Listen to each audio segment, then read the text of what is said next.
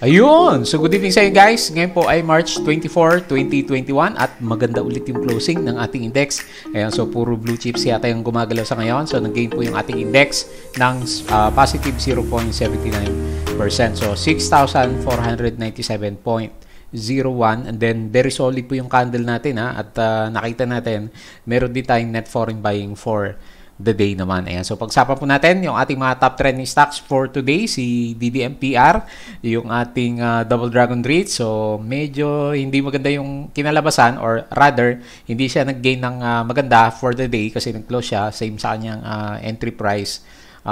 Yun nga, pero umakyat naman siya ng around 5 to 6% kaninang umaga, pero talagang hirap po siya para gumalaw ng mataas kasi nga mabigat siguro talaga yung dami ng shares niya. And then nakita natin maraming nagbenta po na foreigners naman sa kanya. Yan. So pagsapan po natin mamaya. And then si Apollo, si dito natin, PHA, Merrimart, Davin, at saka si Primex po natin. And then yung ating PSCI index naman. Ayan, so sa mga bago po dito sa ating trading channel as usual. So pakibasa po na maigi yung ating disclaimer. So sabi nga po natin, ito pong ginagawa natin na discussions is pag-aaral lang po in terms of technical analysis dito po sa ating mga top trending stocks. And then yung decision para mag-buy or sell or hold mga stocks is nakadepende po naman sa inyo. So depende po sa goals nyo. And then sabi natin, aralin mo na maigi yung mga stocks na pupuntahan mo kasi especially during this time, very risky po yung market. Marami po sa atin is mga stocks is hindi maganda yung galaw. Although nagre-recover ng kaunti yung mga blue chips. So, tingnan mo na maigi bago ka pumasok sa isang stock naman natin. Okay? So, sa mga bago din po sa ating channel, so please don't forget to subscribe dito po sa ating Palabi Trader na YouTube channel. And then, pasadamo na lang po kung ano yung mga nakalagay naman dito sa kanya. So, meron tayong mga daily upload sa kanya. So, kahapon, meron tayong isang REITs ulit. So, medyo madami na yata REITs ngayon dito sa ating market. So, si FLI, darating din yung time niya para sa kanyang REIT. So, tingnan po ng konti yung details po ng ating IPO sa kanya. And then, yung mga company reviews natin. So, Mondinisin po yung isa sa mga susunod na nag-apply. And then, yung katatapos po natin na DDMP REITs naman for today. So, pwede mo ring pasadaan yung ating mga vlogs with regards po sa mga gains natin or paano tayo nagkaroon ng magandang trade sa market. So, pwede mong gamitin guide lang naman siya. And then, yung ating mga basic indicators para sa mga technical analysis is, sabi nga natin, mga simple indicators lang naman yung mga ginagamit natin. Kaya, pwede mo naman kabisaduhin na sila para alam mo po yung direction ng ating market naman sa kanya. And then, para sa mga pagpasok natin, especially during this time, volatile yung market, pwede ka pong mag-base dito sa mga ginawa natin na example naman sa mga reward risk management natin sa kanya para hindi po tayo maipit sa mga stocks or maprotektahan po natin yung ating mga capital naman sa kanya. Then follow mo din lang ako dito sa aking mga social media. So meron tayong Facebook account na Palabi Trader. So lately wala tayong masyadong mga post kasi wala tayong masyadong makuha mga magagandang trades. And then yung ating Facebook page na Palabi Traders naman sa kanya. Ayan. So, sa mga news, so sabi ko nga sa inyo, follow mo lang ako dito sa aking Twitter account sa kanya. So, marami tayong na-repost na tweet kanina. So, for example, parang may bad news na naman na darating sa kanya. So, ang sabi dito, government is urged to employ soft MECQ. So, ito yung word na ayaw natin. If MCR plus bubble fails. Sabi naman ni Manila Bulletin News naman natin sa kanya. Yan. So, pwede nyo pong i-click to and then basahin nyo po kung ano po yung mga details sa mga news na to. Kasi pag usapang MECQ, medyo takot yung ating mga companies dito sa word na lockdown na naman na pwede pong mangyari dito sa ating mga businesses naman sa kanya. And then, latest news, pasado na sa third hearing itong si Dito Telecoms natin. So, mukhang tutuloy na siya. And then, yung franchise niya is for final approval na po ni President Duterte. Then after nun, nasa batas na nga na third telco na po itong si Dito Telecoms naman natin. So 17 yung nag-vote na okay ng senators. Dalawa yung may ayaw sa kanya. So kilala niyo kung sino. And then may isang nag-abstain si Senator Lacson. So hindi siya bumoto. So tignan niyo na lang po yung details niya dito. And then yung iba pa na mga na-repost po natin sa kanya. So makita mo, majority ng stocks na umakyat sa mga blue chips is yung ating mga grocery. So si Pure Gold na una na, di ba? So maganda yung review sa kanya, si UL Financial, si Robinsons Retail Holdings umarangkada, and then sumusunod naman si URC naman natin sa kanya. So pansinin mo yung kanilang mga charts naman. Ayan. So pasada mo na lang po yung ibang mga naka-repost dito sa kanya para magkaroon ka ng idea kung ano po yung mga pinag-uusapan ngayon dito po sa ating stock market. And then, doon po sa mga gustong mag-aral dito sa ating stock market, ayan, so pwede mo pong bisitahin yung ating Patreon account naman sa kanya kasi sabi nga natin, nag-guide po tayo sa mga kasama natin na traders, especially yung mga nalilito, and then bago pa lang po dito sa ating stock market naman. Ayan, so meron po kanya-kanya level, so tignan mo na lang po kung ano yung mga definition nila. Baka po makatulong sa iyo. So meron tayong mga community ng traders, and then meron din tayong lectures na dedicated sa kanya. So depende na lang po kung anong levels po yung gusto mong putahan dito sa ating Patreon. So close pa naman siya guys, April 2 yung ating opening po sa kanya. Okay? So bantay mo na lang kung kailan po siya magbubukas ulit.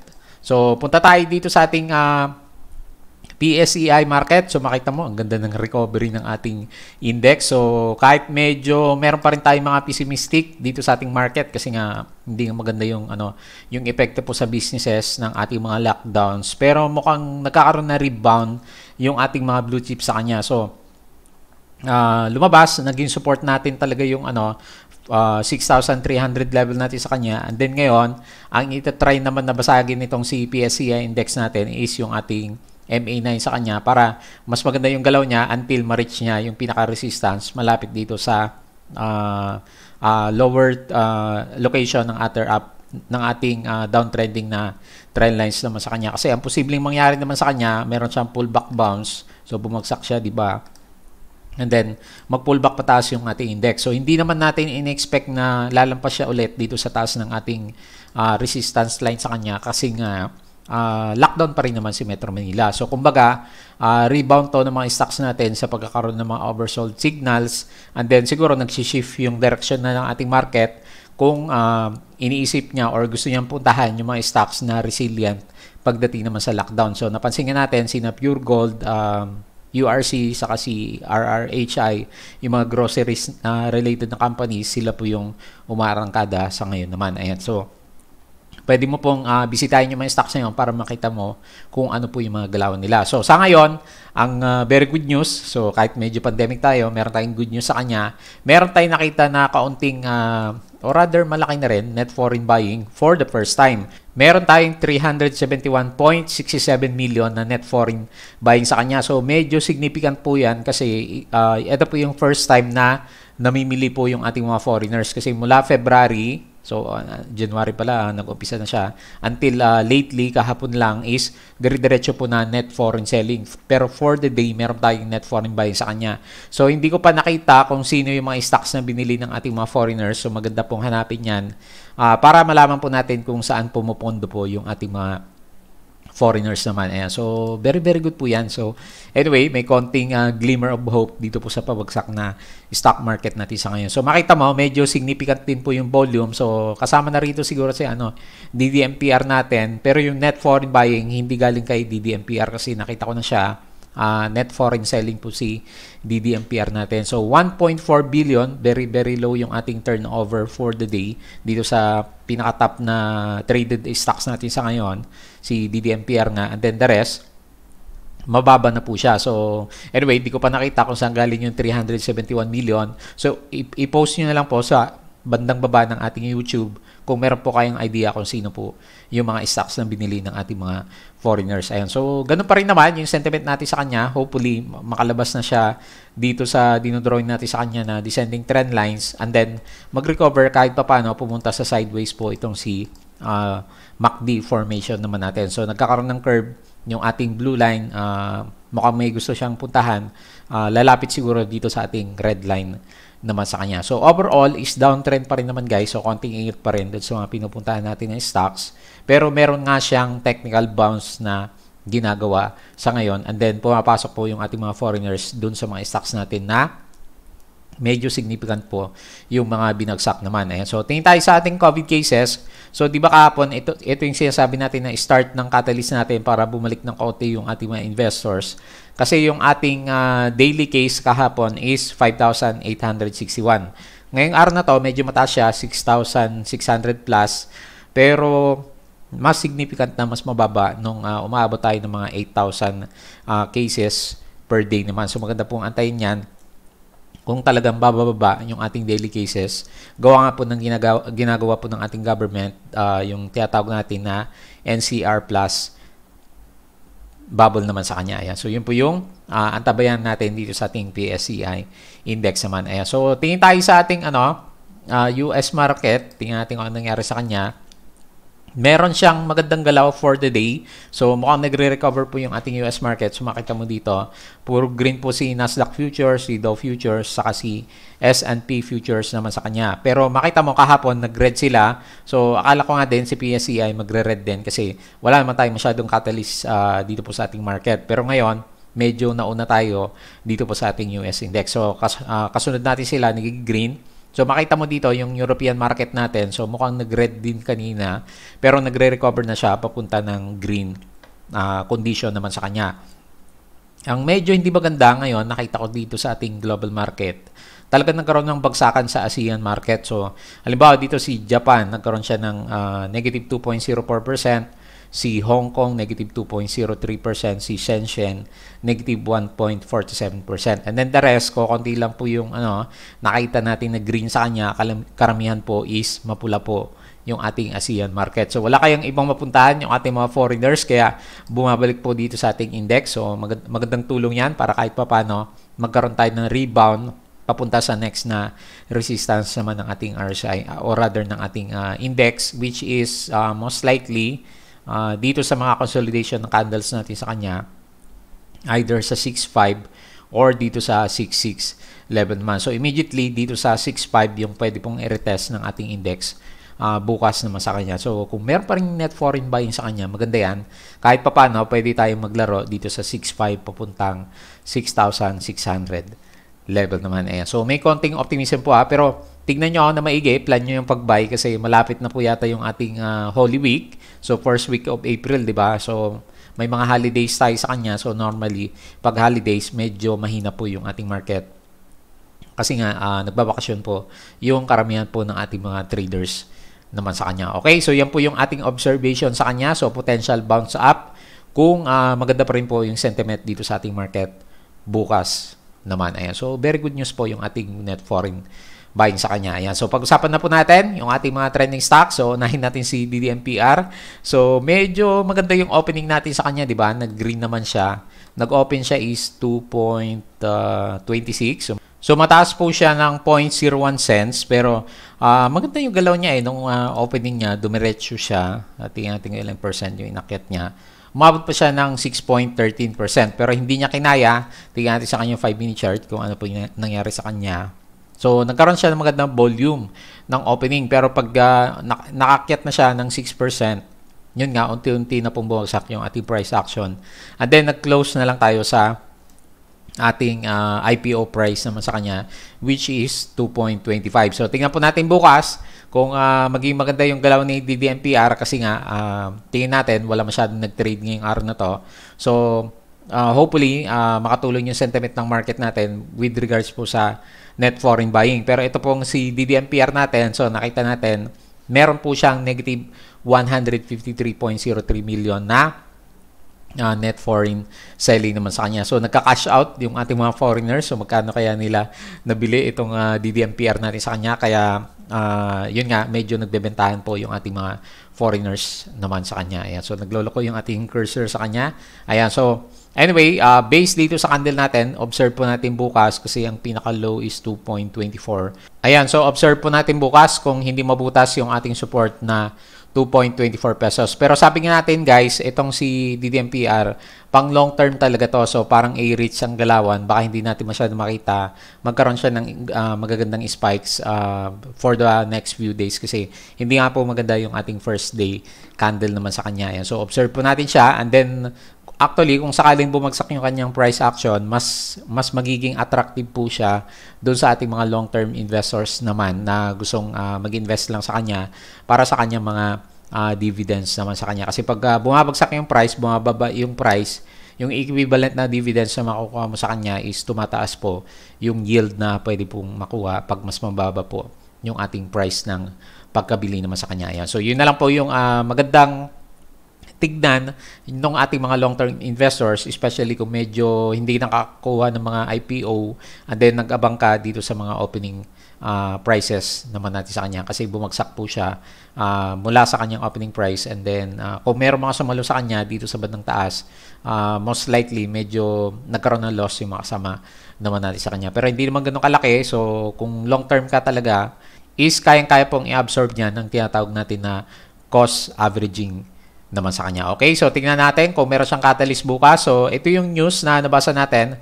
So, ang sabi dito, coronavirus catches up on Injapsia's blockbuster IPO. So, marami kasi yung nag-aabang dito sa DDMP REITs IPO natin kasi nga yung mga previous na IPO ni Mr. Injapsia, yung ating Merimart saka Double Dragon is mga blockbuster nga po siya. During the first few days of trading natin is umakyat po ng umakyat yung kanilang prices. So ganun din yung expectation kay DDMPR pero hindi nga natuloy kasi nga yung environment naman kung nasaan siya is pandemic plus yung product kasi na ini-endorse niya, REITs, is mga real estate. So, hindi masyadong tataas yung mga values niyan or yung halaga ng company natin sa kanya kung hindi nag-i-inject ng mga additional assets po itong si DDMPR naman natin. So, yun po yung abangan natin sa mga next na ipapasok po ni Mr. Injapsia na properties dito po sa ating DDMPR kasi meron naman siyang plan para palakihin po yung ating company sa kanya. And then, makita nyo, sumasabay itong si A-REITs natin. So, meron siyang catalyst or news sa kanya. So, ang sabi dito, A-REIT to boost dividends identifies 10 properties, so ang dami niyan, worth 15 billion for share swap with Ali naman. Ayan. So, mukhang nagugustuhan ni Ali natin yung kanyang A-REITs kasi nakakakuha siya ng mga pondo pag nang-i-inject siya ng mga properties galing nga po sa ating mga investors naman sa kanya. In return, gaganda po yung fundamentals nitong si A-REITs natin. Yung dividend yields niya, sinasabi sa ngayon, is pwedeng lumampas na ng 6% naman. So, tingnan mo maigi kung saan ka pupunta na REITs kasi itong si DDMPR natin is more than 5% yung sinasabi na dividend yields po naman niya. Okay, so yan po yung ating observation sa kanya. Next po natin si Apollo.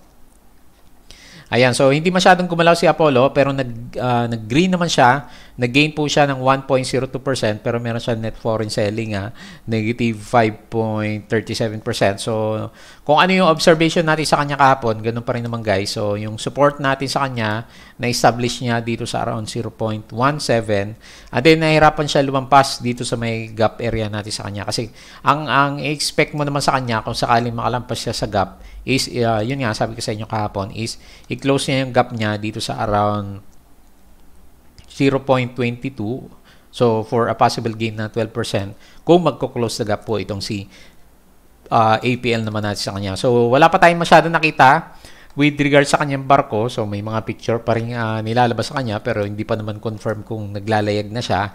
So, yun na lang po yung abangan natin na catalyst kung matutuloy po itong si APL naman natin. So, nakalimutan ko sabihin sa inyo kahapon. So, di ba ang promise niya dun sa kanyang disclosure by end of March or dun sa mga first few days or first few weeks ng ating April naman sa kanya. Kaya siguro for the last few days na trading natin is naging optimistic po yung mga traders natin dito kay APL natin. So, kung trend line sa usapan, kung magdodrawing ako sa kanya, nasa area kung saan pwede nang magkaroon ng decision itong si APL natin kung mag-stay dito sa loob or i-breakout niya itong drawing natin na descending trend lines or descending triangle formation naman dito kay APL po natin. Okay, so abangan po natin yung kanyang price action bukas.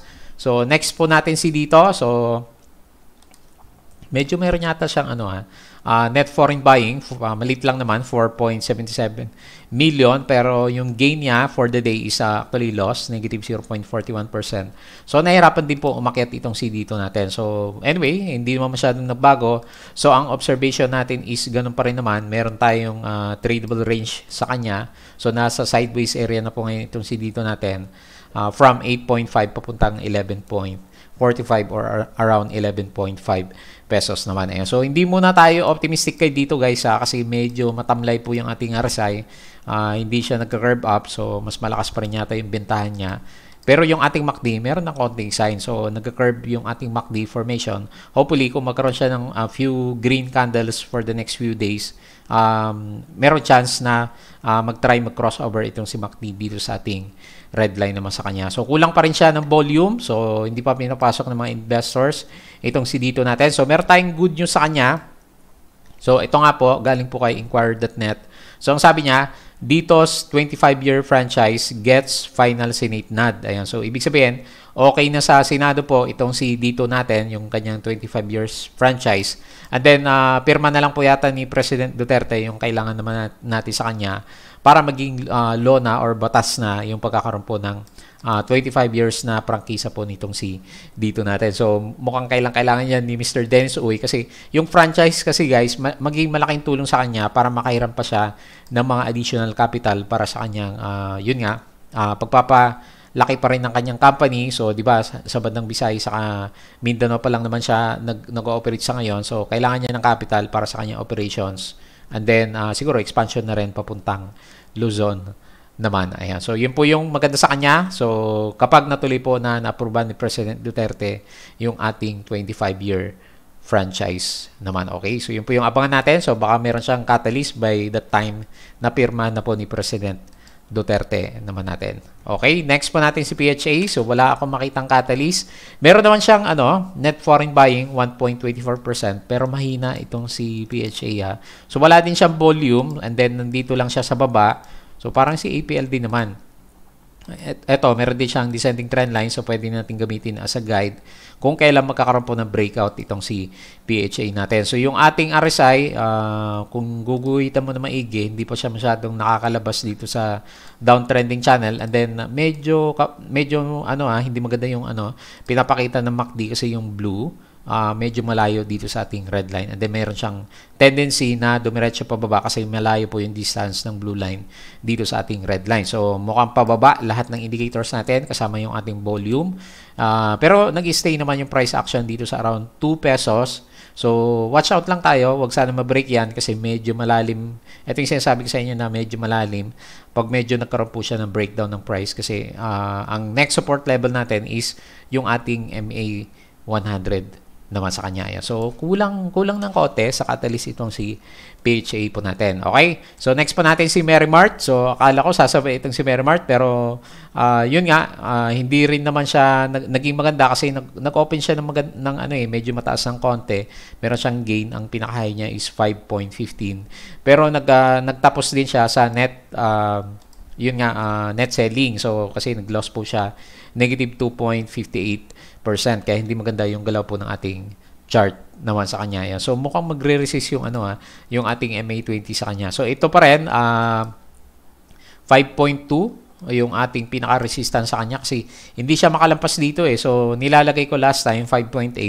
Kung makakalabas siya dito sa consolidation na rin sa kanya pero parang hirap itong si Merrimart. So, ibalik natin yung yung trading channel niya, yung nag-drawing natin sa kanya nung last time na optimistic tayo sa kanya. Hopefully, ito yung susundan niya kasi nakabalik na siya dito sa bandang loob kung titignan mo yung ating trend line sa kanya. So, pero nagre-resist yung 5.2 peso level naman natin. Ayan. So, kulang pa rin sa volume din. Okay na yung kanyang RSI medyo gumagapang na. Ganun din po yung formation ng ating MACD pero mukhang ayaw pa ng ating mga investor. So, meron palang store opening itong si Merrimart. Meron tayo na snapshot galing dito sa ating Investa. So, eto nga, magkakaroon po siya ng store opening March 25, Thursday, 9 a.m. dito po sa Apari, Macanaya, Cagayan naman para sa kanyang city mall naman. So, meron siyang pharmacy, personal care, saka groceries. So, hopefully, makatulong na sa sentiment nitong si Merrimart natin. Plus, siguro mga 2 weeks na lang, malalaman natin kung tuloy po yung pagiging wholesaler po nitong si Merrimart naman natin. So maliit lang yung kaya net foreign buying is nasa 753.7 thousand naman. Okay po, so yung pinakita natin sa kanya. Next po natin si Davin. So pinag-uusapan itong si Davin kasi maganda po yung galaw niya. So ito yata yung isa sa mga top 3 natin sa gainers for the day kasi nga po nag-gain po siya ng 18.33% plus medyo nagkaroon siya ng net foreign buying na 2.73 million. So yun nga lang, tinitignan ko yung kanyang price action kanina kung maganda bang pasukin itong si Davin. Kung optimistic pa rin yung mga traders natin, meron siyang gap dito. So, hindi ko masyadong napansin to nung naghanap ako ng mga stocks na pwede nating i-trade. So, meron siyang potential upside na malaki din halos 17% or 18% kung matuloy po yung rebound po nitong si Davin natin. So, yung nakita naman natin sa kanya is technical bounce. So, sobrang pagka-oversold.